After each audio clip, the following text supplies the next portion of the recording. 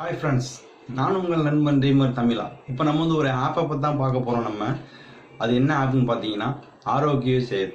இது யாருக்கெல்லாம் உபயோகப்படுதுன்னு பார்த்தீங்கன்னா, இப்போ உள்ள சூழ்நிலைக்கு அதிகமாக இப்போ ட்ரெயினில் போகிறவங்க பயணம் பண்ணுறாங்கன்னா அவங்களுக்கு கம்பல்சரி அது இன்ஸ்டால் பண்ணியிருக்கணும். அதேமாரி ஏர்போர்ட் ஃப்ளைட்டில் போகிறாங்க. அந்த ஏர்போர்ட்லாம் இப்போ எல்லாமே லாக் ஆகிருக்கு. அது எப்போ ஓப்பன் பண்ணுறாங்கன்னு தெரியல. அதில் இனிமேல் ஃப்ளைட்டில் ட்ராவல் பண்ணுறாங்க கம்பல்சரி அந்த ஆரோக்கிய சேது ஆப் இன்ஸ்டால் பண்ணியிருக்கணும். நம்ம கவர்மெண்ட் அந்த ரூலை கொண்டு வரதாக இருக்கிறாங்க. கம்பல்சரி அந்த ஆப் இவங்களுக்கு தான் உபயோகப்படும்.